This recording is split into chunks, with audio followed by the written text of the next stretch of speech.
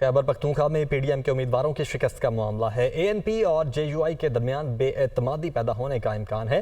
ज़राए के मुताबिक दोनों जमातों के रहनुमाओं के इलेक्शन में सपोर्ट न करने के इल्ज़ाम हैं। इसी हवाले से मज़ीद बता रहे हैं पेशावर से हमारे रिपोर्टर।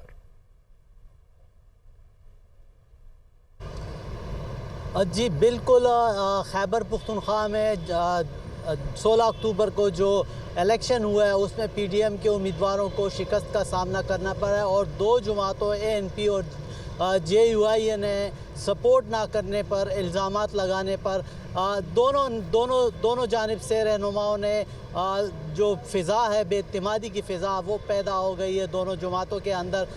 इस सिलसिले में जब हमारी बात एक ज़राए से हुई जो जेयूआई और एएनपी की, तो उनका ये कहना था कि जेयूआई ने पेशावर के NA-31 और चारसदा NA-24 में जो है ना जेयूआई के कारकुनों ने हमें सपोर्ट नहीं किया। इसी तरह जेयूआई की जानिब के रहनुमाओं ने ये इल्ज़ाम आयद किया कि NA-22 जो मर्दान का हल्का था, वहाँ पे जो मौलाना कासिम था, उनको उन्होंने NP के कारकुनों ने सपोर्ट नहीं किया। तो दोनों जानिब से बेइत्तेमादी की फ़िज़ा पैदा हो गई है और इसी तरह जेयूआई के मरकज़ी अमीर जो है मौलाना फजल रहमान ने 19 अक्टूबर को जो है ना वो इस्लामाबाद में इजलास तलब किया और यहाँ पे NA-31 और NA-24 के लिए जो इंचार्ज था जेयूआई की जानिब से, जो इंचार्ज मुहिम करार दिया गया था, उनको तलब किया गया और उनको बाकायदा तौर पे कहा गया कि रिपोर्ट जो है ना मरकज़ी शूरा में पेश की जाएगी।